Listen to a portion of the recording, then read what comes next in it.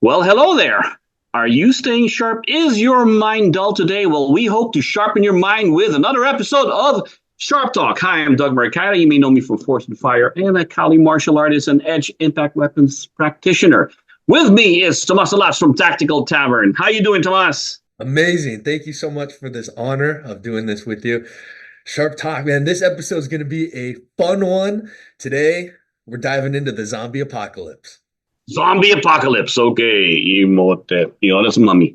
But you were saying zombie apocalypse. Imagine, well, you know what? I've seen some videos out there where some of us have actually been so dull with our brains and so dull with our lives, they move around like zombies. So, having said that, let's dive right into it. What questions do you have, Tomas, about the zombie apocalypse? Let's cut into it.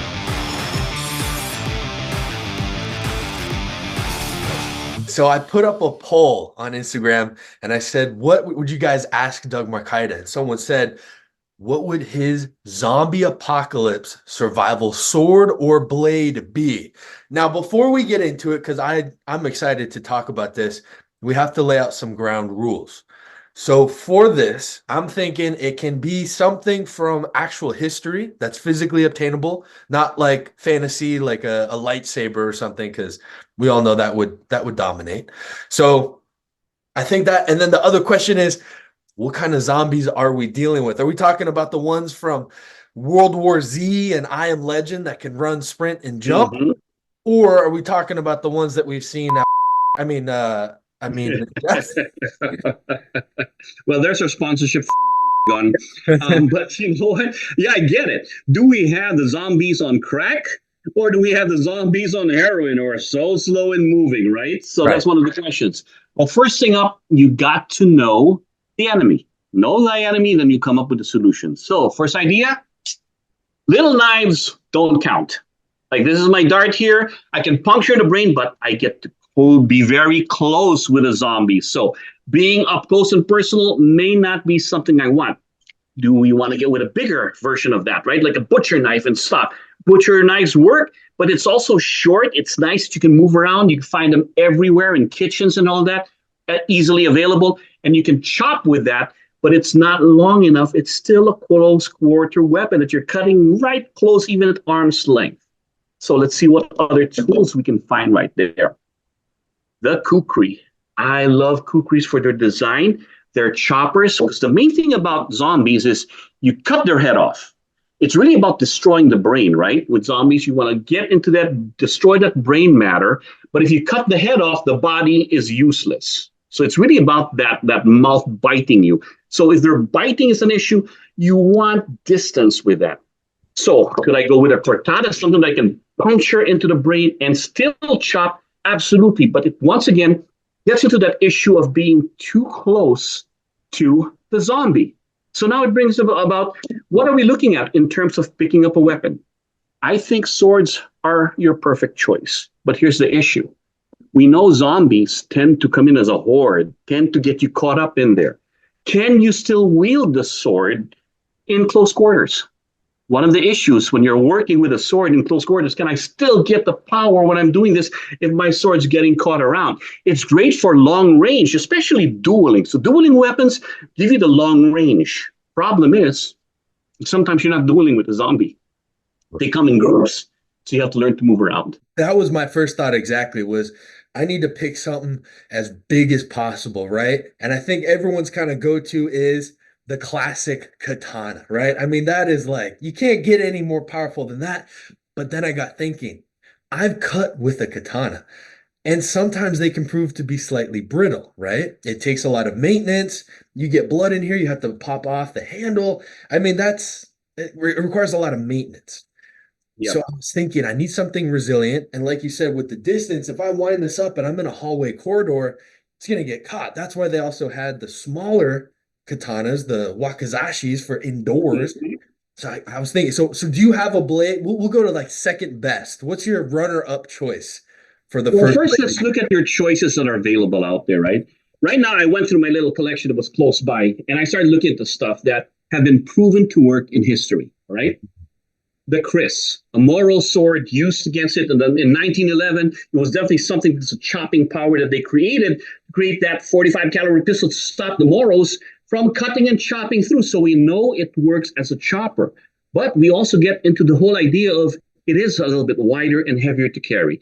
You're in a zombie apocalypse. You're walking around with something that's heavy. Can you draw it out? And when you're slicing through something like this with hundreds of zombies to take care of, you're going to get exhausted. So that's out a little bit. Then we have another traditional weapon I have here is the barong. Nothing can go wrong with the barong. It's another moral weapon that is wider. It's almost, they say, this a precursor to the smash it, right? When they were in the Philippines. Now, these are great choppers. They also have a point that he can thrust with it.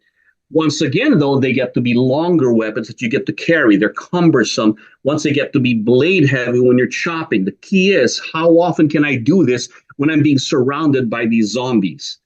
So now we're going to start to come to close shorter weapons. One that I found that is actually in use is the ginunting.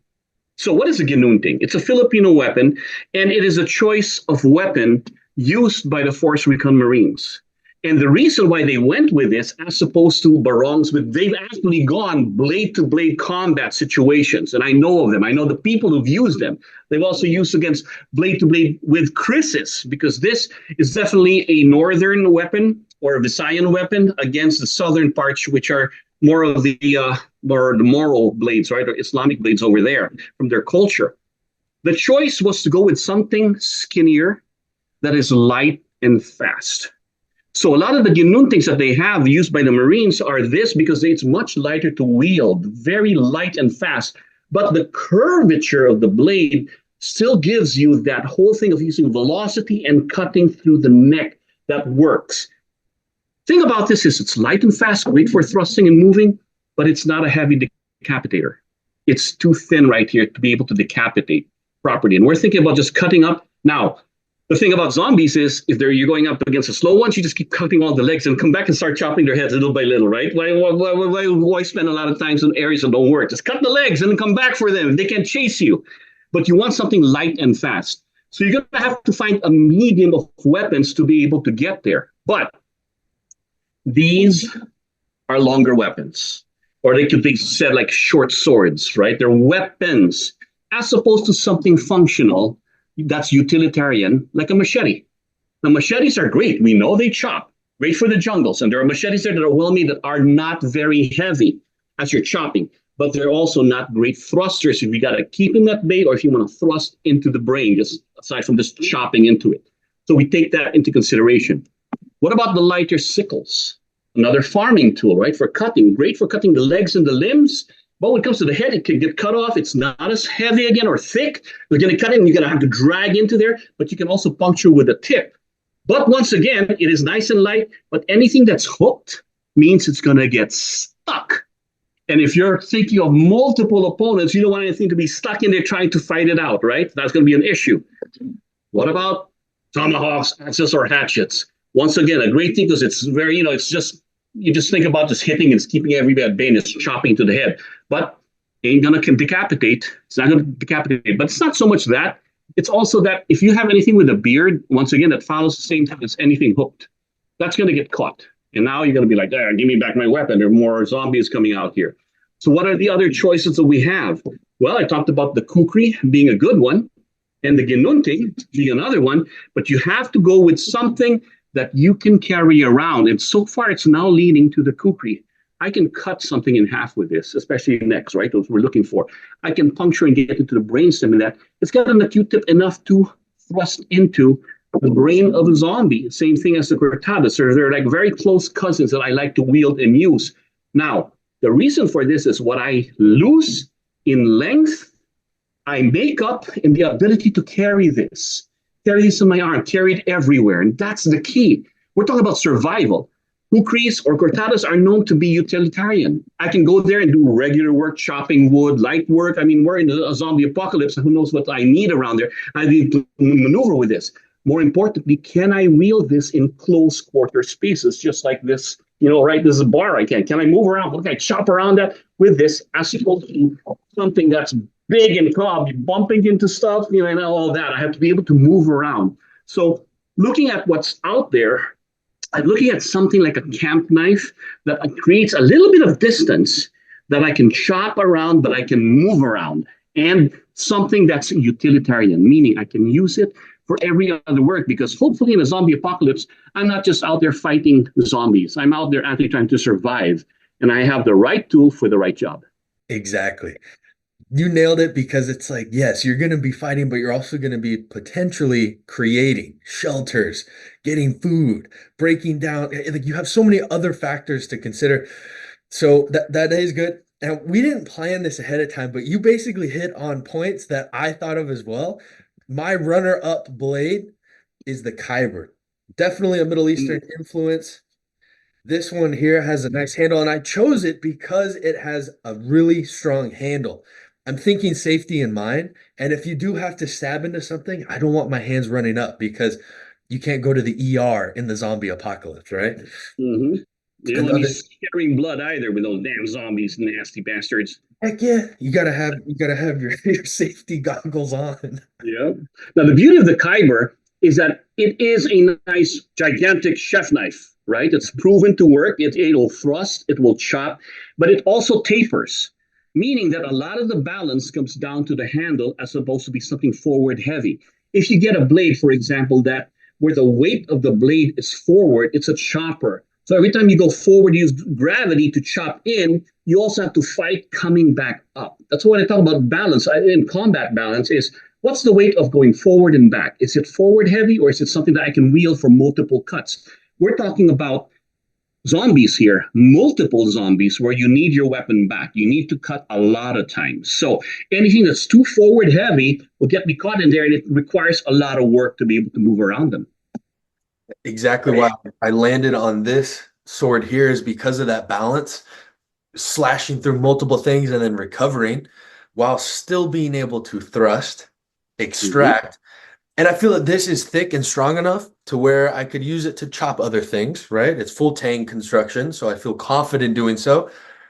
But this is still my runner-up. I have one more blade that I Mm-hmm. think could also Well, do once it. again, it's the length and size, and you also have to look at the construction of your blade. Is it utilitarian? Will I ruin my tip? Because a lot of weapons are made for fighting, not for actual work. Chopping wood with this would not be good for this particular. It's a weapon. It's not for work out there. So there's a lot of things that you take into consideration when you're picking your weapon. Is it something you can use aside from just attacking zombies? And I'll tell you why I didn't make this my main choice because of the steel. I feel that it could be a little bit too high carbon and potentially brittle if you slip and you hit into the wall of like a brick building or something. I don't want it to shatter or chip. I'd rather it bend, right? So, what's good for working? Machete. This is the barong machete. Oh, did you hear that too? Oh yeah. Nothing wrong with barongs. Nothing wrong with the wrong. It's even lighter than the Kyber. So you have that, you have the pummel to bash, and it flexes a lot. I fear that you can also hammer in if you need to, right? But again, that thrusting, the recovery is quick and it's very durable. Well, it's been known, it's proven in history, right? The barongs, I even have that in one of my tattoos because it symbolizes a lot of the Filipino background, Filipino martial arts background that I have. The one thing that is missing in the barong, though, that I find is a guard. Yep. Most barongs do not have a guard because they're really made for chopping rather than for thrusting. And the thrusting motion of this is to where you have to put extra retention on this so that your hand won't slide back. So, meaning that this is not necessarily a utilitarian tool. Because if I were to stab into something with so much resistance, there's the danger of this coming through, especially in a melee, right? When you're fighting everything else. So it's a great chopper, light thruster. But if I'm going to hit some zombie with super thick skull trying to puncture in that brain, there's always a danger of that happening. So it's really more of a chopping tool. Clearest brush, but in terms of thrusting, that's the limitation. So once again, it goes back to finding something else out here that has a flare. If you have a flare on the handle, then even stabbing with this prevents your hand from going through. So that's one of the things that you want. If you don't have a guard, if you're going to be thrusting, then you want something that flares out. If you're going to be chopping, you also something has, we see this on the show all the time. You know, I like the way it flares out here because then my pinky is retention. If it's forward heavy, it wants to fly out of your hand. This is the retention piece right there, right? But this one is by Jason Knight, so it's really a fighting this is a fighting kukri. It's not your regular kukri. Most kukris are forward heavy in their development. This is so that I can move and fight quick with it. So a lot of it is the tapering of the blade. When you look at the way the thickness tapers to a tip, and then also the use of a fuller. It's not a blood groove. It's a fuller to lighten the blade and also support the spine. If you think about its engineering. Mine would have a duct tape handle. Oh, right. Why not? Right? Duct tape everything. Why not? But the other thing with thrusting in a zombie apocalypse, like, because again, we're using our imaginations, we're exercising that muscle. If I stab into something, I don't think that's the most effective way to dispatch a zombie, because if you're in a horde, that gives them opportunity to bite on. So for me, and kind of what we talked about in previous episodes, make sure to go watch those on grip and how to use them. I would prefer the slashing and continuous motion, making it a harder target so they can't defang my snake. You know what I'm saying? Exactly. That's where when you're talking about fighting in a melee, right, where there's so many of them, the simple angles of a slash works very well. The reason for that is if I have multiple opponents, one cut runs right through them. One cuts can right through this. If I'm thrusting, I devote this one attack to one zombie. I can cut multiple here. And also the chopping. When you look at the defanging the snake principle of Filipino martial arts, or what I do with George, why does George not have arms? Because I chopped his arm. He can't reach to grab me and bite me. If I cut their legs, they're just a stump on the ground trying to bite me, right? It's easier for me to deal with something that's trying to reach me this way than one that can grab me or walk to me. So the strategies of getting the zombie sometimes isn't just about the decapitation immediately. It's about cutting their delivery system. The delivery system to you is their arms and their legs getting to you. This is the biting. We'll get to that later on. Because Sophie, if you just go straight for the head, their arms can grab onto you. Their legs can get into the way. If I start chopping limbs first and then come back and just cut the heads because they're just stumps on the ground trying to bite you, it'll work. And trust me, I will be wearing boots. You're going to bite the leather first. No Crocs in the zombie apocalypse, Doug? And no flip-flops or anything like that. The last blade for me that I would potentially carry is going to be something super lightweight, resilient, and this is, like you said, for that final dispatch and utility factor. It's going to be for around camp, but I would try to not mix the two. If I'm using something for a zombie dispatch, I don't want to be cooking with that later at camp, right? So I kind of have that consideration. For me, it would be a Moronet. It's cheap, it's cost effective, it's very durable, and it's so lightweight that you could just pop all day long, and it's very functional, easy to keep sharp, especially with camping and hiking. Yeah, if you know how to use it, doesn't matter what's in your hands, it's how you use it. But you also have to take into consideration what you're using it for. If the kill stop on a zombie is about puncturing that brain, because that's not going to decapitate them, but that will puncture, you should have a guard on that. You'll be able to cut them left and right. But puncturing is either you're going to puncture in this grip. You're going to have to come with this particular grip, the reverse grip. This kind of puncturing into the brain may not work because think about it, hard surface. It's one thing to stab soft tissue, another thing when you're going on a skull. So these are the things that you have to really take into consideration because especially we're studying what is the enemy. Where's the kill shot? The brain. It's protected by bone. And you have done multiple kill tests on Forged in Fire. What are some of the things to consider besides a guard when doing that? Like overstriking and recovering? Is it the bounce back? What are some things to consider when decapitating or going to eliminate a zombie? Well, the difference with Forged in Fire, when I do the kill test, it's not combat. None of the things that I'm cutting is fighting back. So I am there to do it to test the blade and see the comparison of which ones perform well depending on what I'm trying to cut or do anything. A lot of times we're trying to cut through if we can to test those. If it's a thrusting blade, if there is no guard, if the blade's not made for that, we're not going to test it that way. So that's one of the things when we're doing Forged in Fire. Now, what I'm studying also is when I'm learning when we're decapitating, going through the skull, width matters. The wider the blade, the more you have the width and the weight of the spine to back up the cut. That's why we don't try to decapitate with a fillet knife. It's very hard to do, right? The fillet knife is very light, doesn't have that width to be able to back it up. Now you go with thicker and bigger blades, it starts to change that whole thing about being able to cut through and be backed up by the weight of the blade cutting through. Of course, very important is your grind.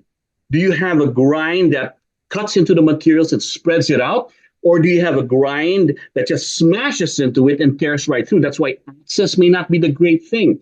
They're very obtuse in their grind, so it'll crush as opposed to cut thinly. And when we're talking about this, it's one of the things: am I crushing a head or I'm trying to decapitate it? A lot of things to take into consideration when you're studying your opponent, which is a zombie. Zombie. And the last thing I want to point out is that when we talked about doing this episode, we didn't discuss what blades we were going to bring to the table. I said, surprise me. We had similar ones, and I noticed that like everything is not two-handed. Now I have my reason for it because I might be carrying water. I might be helping carry someone else. I want to be able to fight. What's your reasoning for going one-handed, not two-handed? Once again, it's all about how I carry my weapons. Like a two-handed blade is great, but if I have to wield two hands, it's the same thing. In the arts, and this is funny, but you have to understand that we're kind of biased here because we both are Filipino martial artists. In the Filipino martial arts, we're constantly doing same thing with our open hand as well as the weapon here because of our training to where we would easily be able to do the same with two hands. Now, it just so happens one hand has the blade and the other doesn't, right? I'm grabbing and stabbing, I'm cutting, and we're doing that. So that's why. Now, as opposed to if I had a two-handed weapon, all of a sudden, this is now committed to one thing, as opposed to I can use this, I can grab and cut and do this, right? So this is very much involved. It's like the sword and the shield using the weapon, right? It's not just, that's why I say edge, impact practitioner. Everything's a weapon. Everything's a weapon, and your mind is the biggest weapon.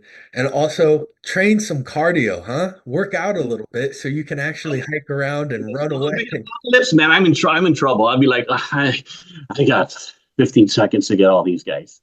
You have to, right? But survival situation, I mean, it's all about how you actually deal with it, right? A lot of times I'm watching the show, I'm like, well, it's made for movies, obviously, because there's got to be a storyline. But if you really think about it, right, you got nothing else to do. I'll just stay up there all day and start sniping every one of them and burn the bodies every day. Why not? Practice. But another tool, aside from your weapon, that you also need to consider, the people around you. Let them be around to support you in being able to combat the zombies. It's not just about one tool. The whole community is a tool, and you work together to make it work. Exactly. Build your community. And that's why we're so excited to have you guys watching here. Make sure to subscribe, turn on post notifications so you won't miss future episodes, and share it with a friend to also help build this community as well. Thanks again for tuning in the Sharp Talk with a lot of weapons that have to build the sharpness of your mind. Don't stay dull, stay active, keep your mind active, and you will be sharp. Thank you again, Doug. And with that being said, stay sharp.